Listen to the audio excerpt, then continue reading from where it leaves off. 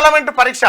Congress versus BJP ఆత్మరక్షణలో కేసీఆర్ కాక 3-4 సీట్లు గెలవాలని లక్ష్యం అది కుదరక డీలా పడుతున్న బీఆర్ఎస్ కేసీఆర్ ను వెంటాడుతున్న 10 ఏళ్ల పాపాలు రేవంత్ కు సవాలుగా అత్యధిక ఎంపీ సీట్లు టీబీజేపీ నేతలకు అమిత్ షా టార్గెట్ తెలంగాణలోని 3 ప్రధాన పార్టీలకు పార్లమెంటు పరీక్ష మొదలైంది ఎవరికి వారు అత్యధిక ఎంపీ స్థానాలు గెలిచేందుకు వ్యూహాలు పదును పెట్టారు ప్రధానంగా కాంగ్రెస్ బీఆర్ఎస్ మధ్య లోక్సభ పోరు ఖాయంగా కనిపిస్తుంది తెలంగాణ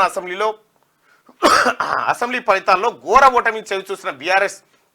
అధినేత కేసీఆర్ ఆత్మరక్షణలో పడిపోయారు 10 ఏళ్ల కాలంలో చేసిన పాపాలు వెంటాడుతుండటంతో ప్రజల్లోకి వెళ్లేందుకు ముఖం సైతం లేకుండా పోయింది ఎంపీ ఎన్నికల్లో కనీసం 3-4 సీట్లు గెలవాలని కేసీఆర్ లక్ష్యంగా పెట్టుకున్నారు కానీ అది సాధ్యపడే పరిస్థితి కనిపించకపోవడంతో అంతర్మదనంలో పడిపోయారు ఎన్ని ప్రయత్నాలు చేసినా ప్రజల్లోని నెగిటివ్ నుంచి బయటపడడం కేసీఆర్కు సాధ్యపడేలా కనిపించడం లేదు ఓ అంశం తీసుకున్నా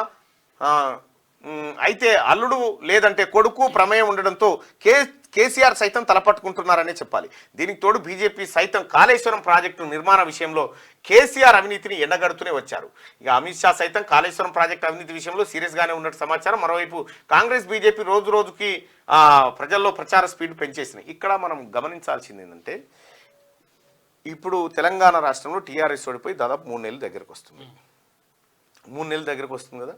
ఇంకొక 4-5 రోజులు అయితే 3 నెలలు అవుతుంది కాంగ్రెస్ ప్రభుత్వం తెలంగాణ రాష్ట్రంలో అధికారంలోకి వచ్చి 3 నెలలు అవుతుంది ఈ 3 నెలల కాలంలో బీఆర్ఎస్ చిత్తుగా ఓడిపోయిన తర్వాత బీఆర్ఎస్ పార్టీలో షేరి కండువ కప్పుకున్నాడు ఒక్కడు ఉన్నాడా బీఆర్ఎస్ పార్టీలో షేరి కండువ కప్పుకున్నాడు ఒక్కడు లేడు పాయే కేటీ రామారావు చెప్తాడు రేవంత్ రెడ్డి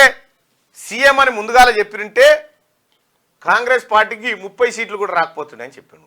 మరి కేసీఆర్ సీఎం అభ్యర్థి అని చెప్పినా మీకు 40 కూడా రాలే కదా చెప్పినా రాకపోతే అదట్టు పెడితే ఇటు పెద్దపల్లి ఎంపీబీకే బీబీ పాటేల్ బాయ్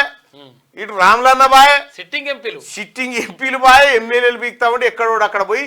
ఇతర పార్టీలలో చేరుతా ఉండే కాంగ్రెస్ బలం బీఆర్ఎస్ బలం ఇంకా తగ్గింది పోయినసారి కంటే అసెంబ్లీ ఎన్నికల కంటే ఇంకా తగ్గింది బీఆర్ఎస్ బలం అంటే దాని అర్థమైంది బీఆర్ఎస్ పార్టీ దినదిన గండం 100 ఏళ్ల ఆయుష్ మీద ఉంది అన్నట్టు అయిపోతుంది అన్నట్టు